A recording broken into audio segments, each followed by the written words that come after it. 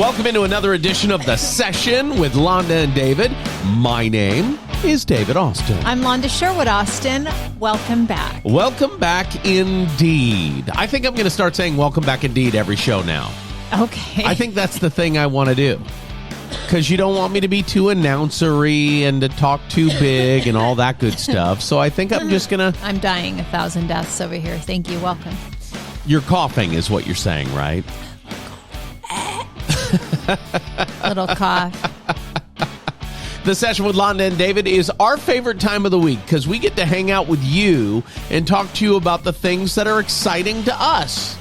Oh, yeah. Screw you if it's not exciting to you. Well, if it's not exciting to you. I think, listen, if you're here, stick around because I'm going to talk about some stuff today that's important for life. Okay, see, that's important information. That's right. And if you spend a few minutes listening to the program and you decide it's not for you, then suck it. That's not real. Boy, we're on one today, aren't we? I don't really feel that way. I think you do. Oh, well, there you go. Okay, so it's a big show today. We are post Super Bowl. Yes. And that was a whole thing. Okay, so here's what happened. Well, I don't know. I don't know what happened.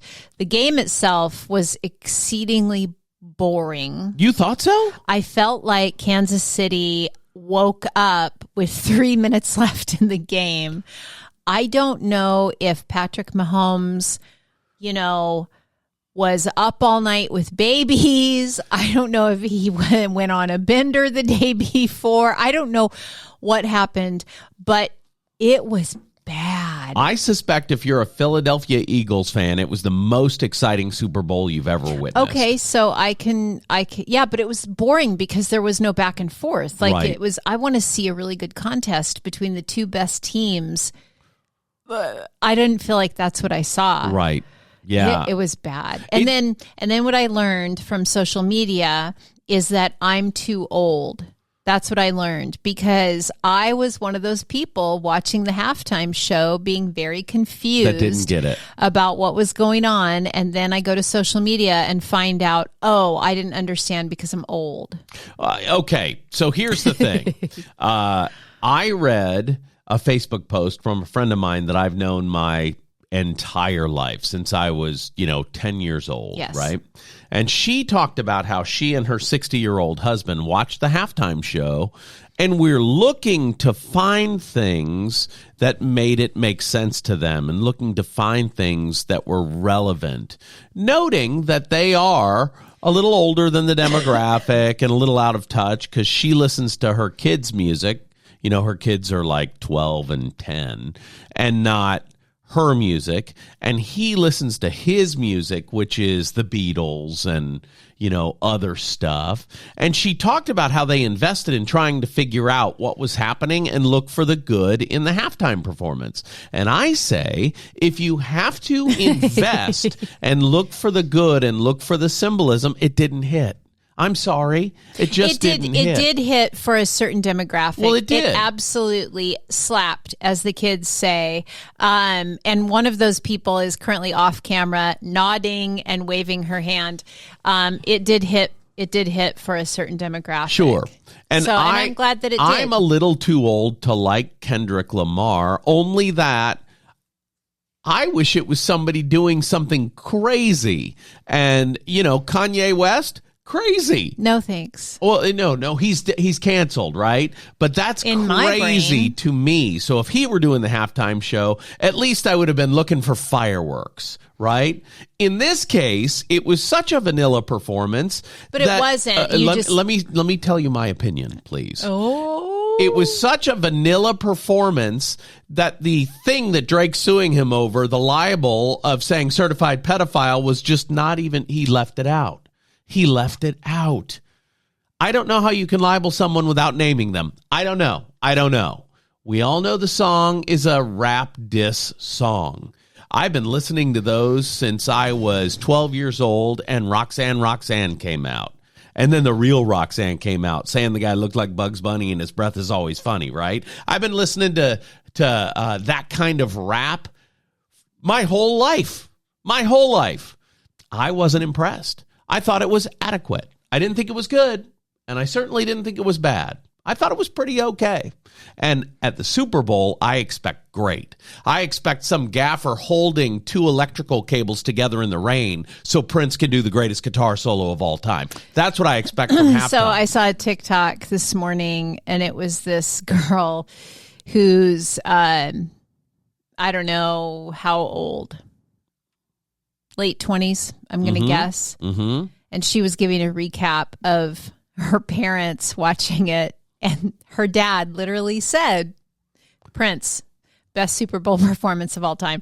And in this TikTok, she was talking about how like her parents, it just went over their head and they didn't get it. And I'm just trying to say, yeah, it went over my head. I didn't get it. I get it now because I looked into it and I get, oh, okay, yeah, there was, okay, all right, whatever.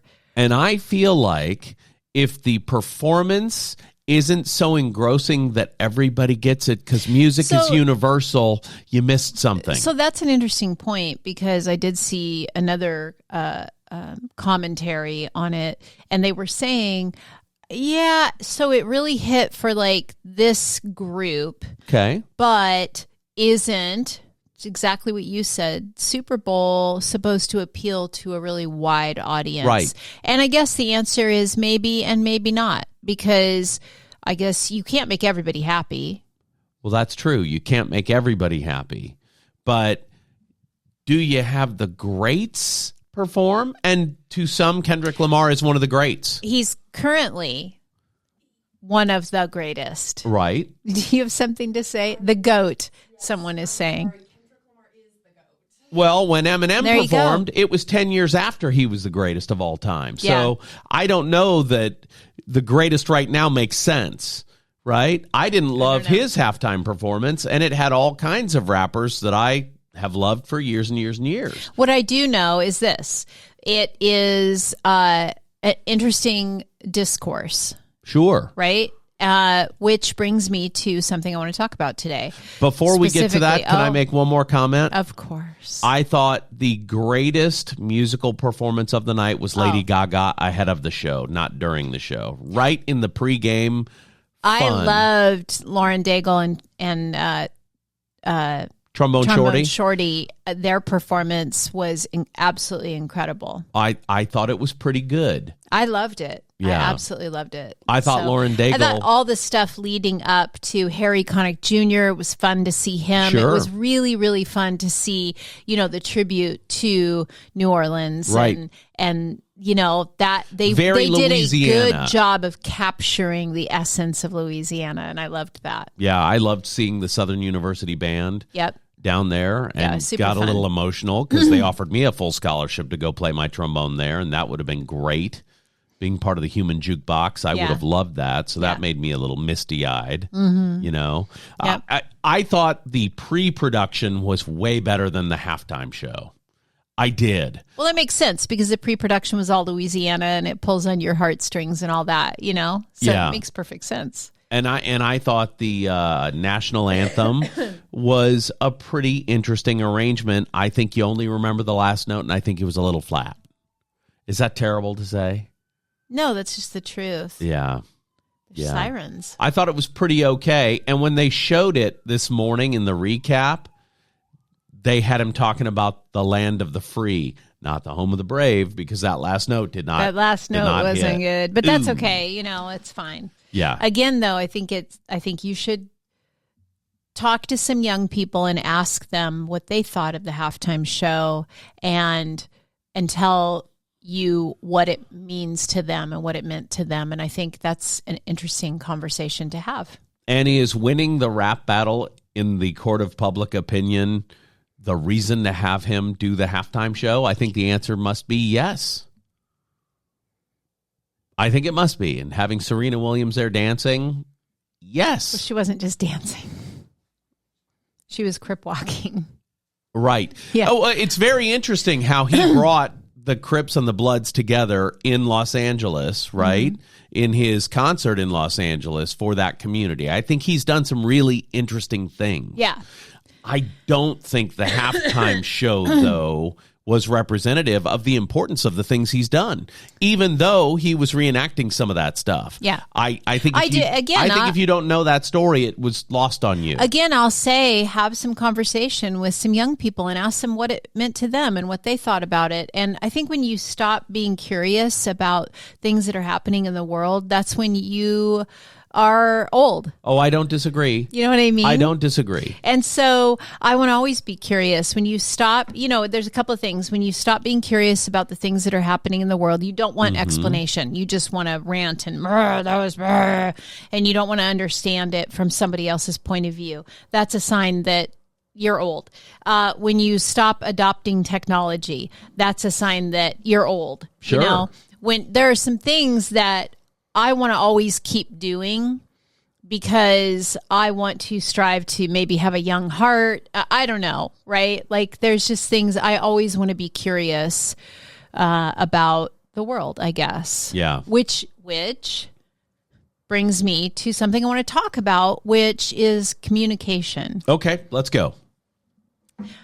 I don't know. I'm not an expert. But I rely on communication a lot in my work, in my family, in my everything. And I would just suggest that good open communication can avoid a lot of problems. Okay, say that another way. Good open communication, being curious about other people's points of view, being open to other ideas, being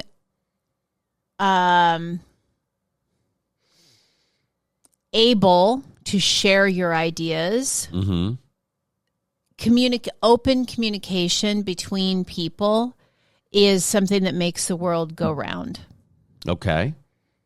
I don't disagree with that at all. Is there anything specifically you're referencing so we can have some context for what you're talking about? Well, working in real estate, it's very important to have good communication. Sure. Between me as a realtor, realtors that I work with, right? Me as a realtor and my clients. Sure. I want my clients to always know they can communicate with me. And yeah, there's, things that prompted this. I had a client call me this morning freaking out, and all it was communication. She needed communication about a few things. Sure. Felt great when we got off the phone. She felt great. I got her some information that she needed, put her right at ease, right? And then we had another situation where, somebody's frustrated with their realtor and is asking us some questions. And at the end of the day, what I'm saying to these people is communicate with your realtor. Sure. Let them know what you're frustrated about. Let them know what your expectations are so that they can meet those expectations. If you're not communicating your expectations with the people around you, whether it's in your business or your personal life or your whatever, you have no right to be pissed off that people aren't meeting your expectation. Right. In any sales function, one of the most important things to do is properly manage your client's expectations. Sure. If you're not having conversations to find out what's most important to your client and then trying to find out what's most important to the person who may be either buying their property or whose property they are buying, if you're not having those conversations, someone inevitably becomes the bad guy in the transaction, and there's no room for that. Well, let's bring it back to even personal relationships. Us as a couple, if I'm not telling you what I need, how can you meet my need? Right. You can't read my mind. You can't. Sometimes I think I can, but you're right. I see what you're saying. You can't assume things. Sure. You have to communicate. You have to talk. And by the way, we miscommunicate all the time. Sure. And instead of getting pissed off, we just keep communicating until we understand. Right. I just think, I don't know. There's such a tendency to not openly communicate. Right. Or like, I think you've said something before about like, what is it? I think it was something that Bill Maher said on his show about thought,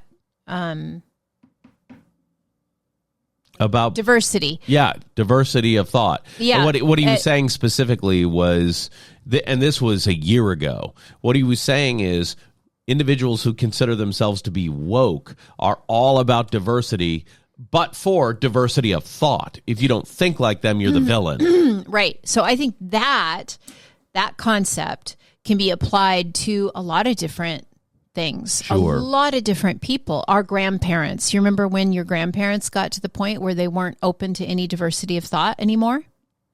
I don't have that recollection, no. Really? Yeah. When your parents, my dad, I mean, if it wasn't on Fox News, it wasn't real. Okay. You know what I mean? He Yeah. only believed things that he heard from Fox News. I gotcha. Right? And any other idea, shut it right down. Interesting, right? Right? That's what I'm talking about, getting old, right?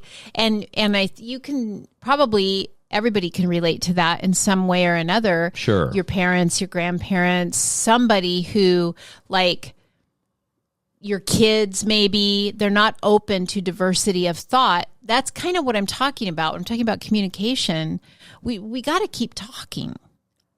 We have to keep talking till we understand. We're communicating.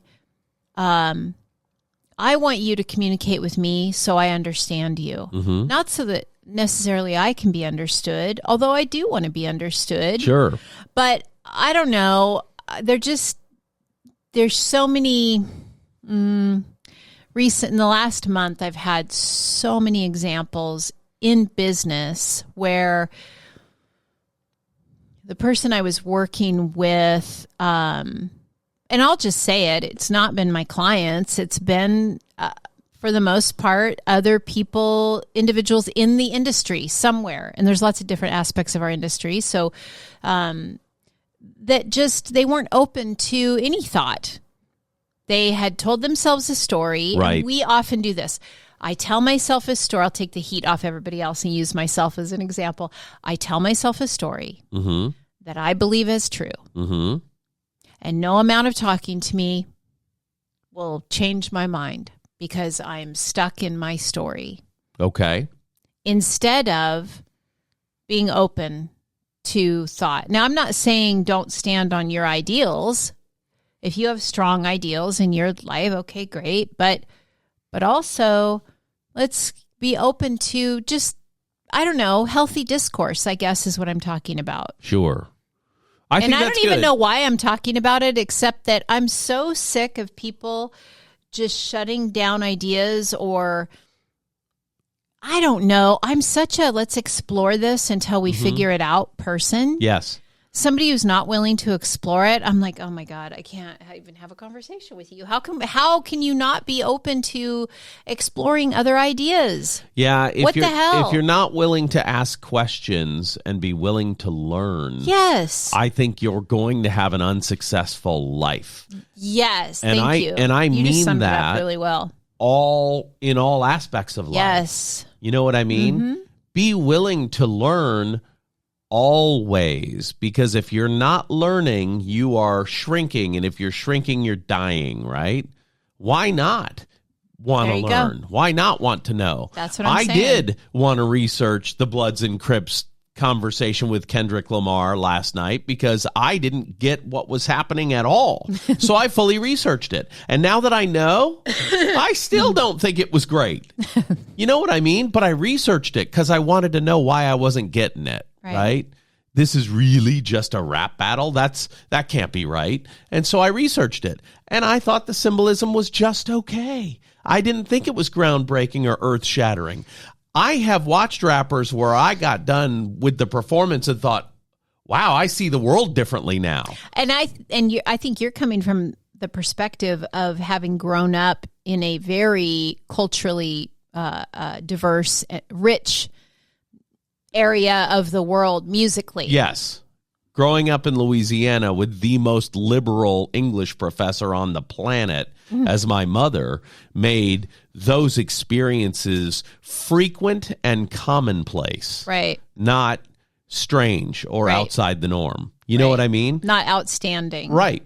So my friend Leslie, who wrote this long Facebook treatise on how she really wanted to understand the halftime show and she researched it, I thought was really, really interesting. And that's being willing to ask questions. But it doesn't mean you have to like it if it doesn't appeal to you. And that's what I'm talking about, right? Right. And you can fully understand it and still not like it. Well, absolutely. It's like the halftime show that The Weeknd did. And I say Weeknd because there's no E at the end. It's weekend, right? That The Weeknd did. I thought it was absolute hogwash. I love his music. I thought the presentation of it when he did it was just bad. Trash. I just didn't like it. I didn't like it, right? That doesn't make me a bad person because I didn't like it. It makes me somebody who didn't get it. And it's okay if you don't get something, I think. You know what I mean? Yeah. But what it's not okay to do is refuse to ask questions and try to learn about things. Because learning is living. Yes, I agree. And not learning is dying. Exactly, which is why, I always want to adopt new technology and or at least pay somebody to adopt it for me. Well, if you're in business, you need to be an early adopter, right? And I hear all these things about people nervous about AI. Hey, AI's a thing. Whether you believe in it or not, it's a thing. So you can it's not either Santa. Learn about it and get used to it and figure out ways to help it improve your business. Yeah. Or just be behind the times. I saw a great commercial during the Super Bowl, and it was Coca-Cola. There weren't a lot of them. It was a Coca-Cola commercial, and it was two kids in a convenience store talking about how AI was going to take over everything. Yeah.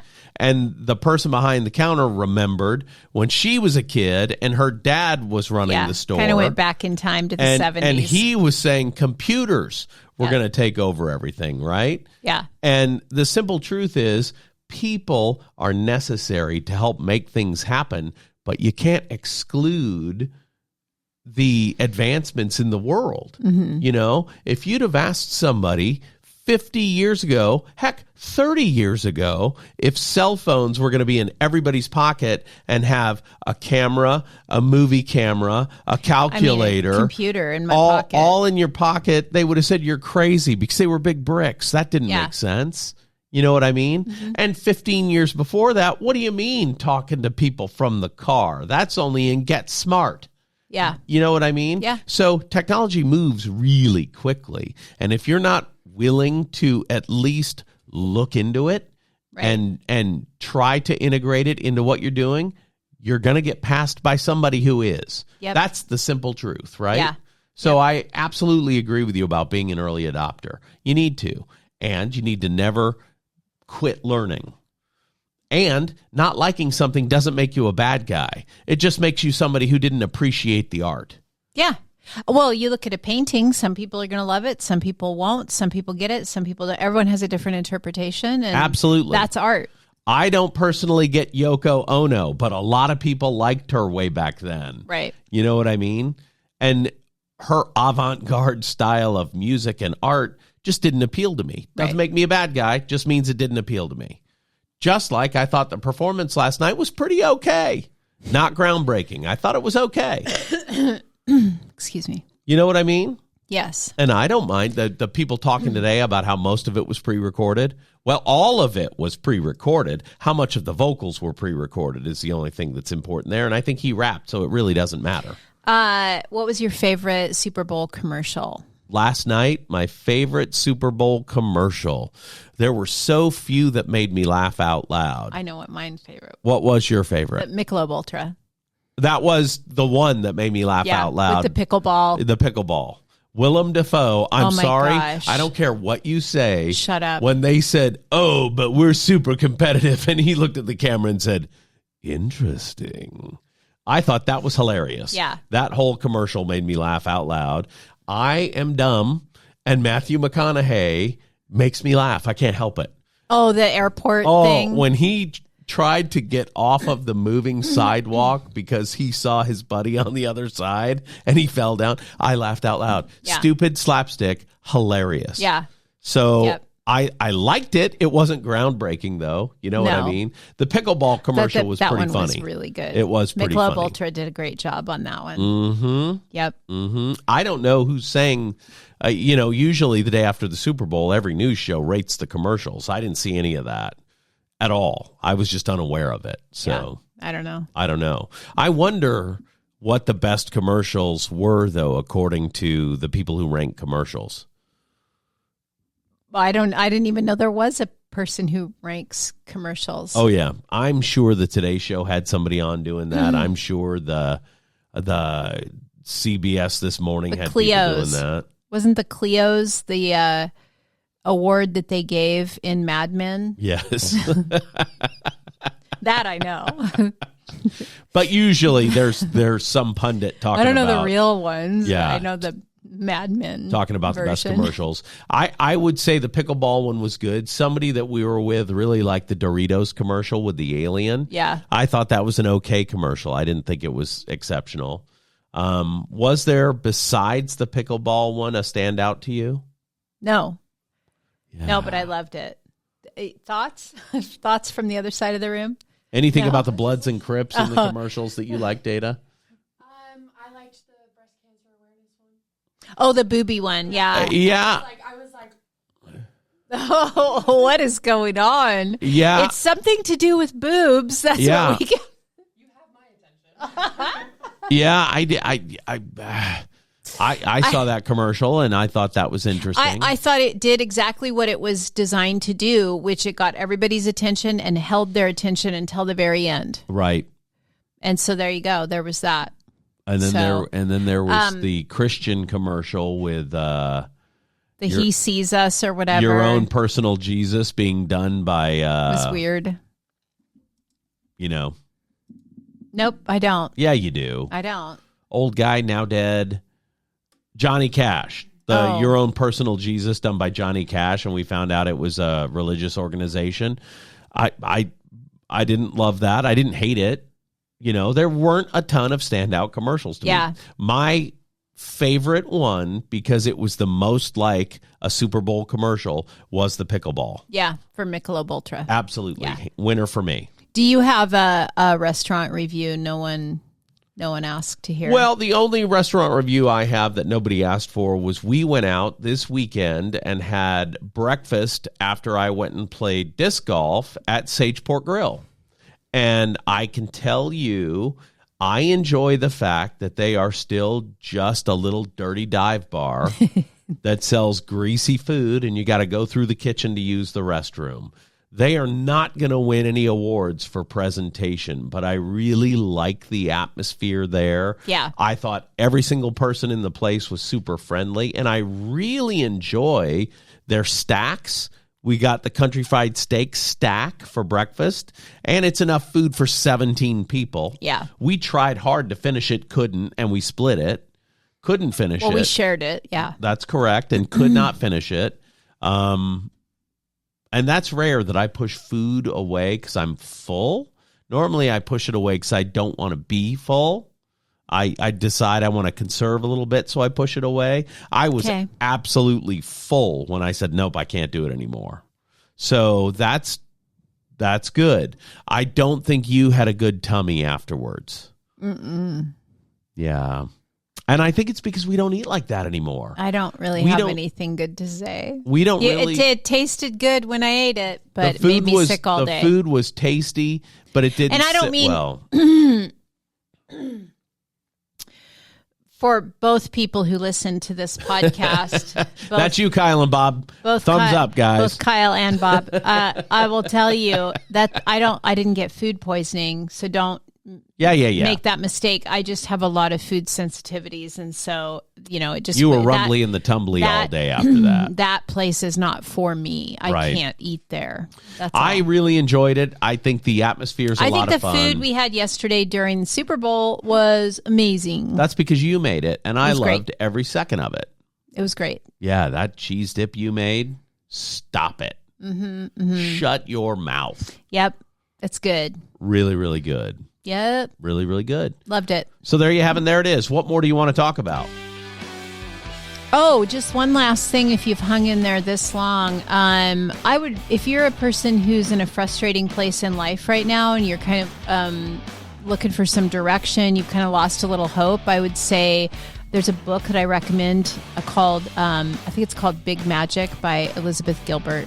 I like that book a lot, and we read it to each other when we were traveling across the country. Do you remember that? Mm-hmm. What a fun deal that was. Yeah, it's an extraordinary book that'll give you a little bit of hope, a little bit of, actually a lot of hope, a lot of spark. If you kind of lost your fire, it's a great book to read. What's the other book that was very popular that she wrote? Like Eat, Pray, Love or something like that? Maybe, and yeah. It became a Julia Roberts movie? Yeah. Yeah. Really good book. Big Magic, way better. Well, sure, but different, right? Yeah. There you have it, and there it is. For Londa, Joanne, Sherwood, Austin, my name's David Austin, and this has been another edition of The Session with Londa and David.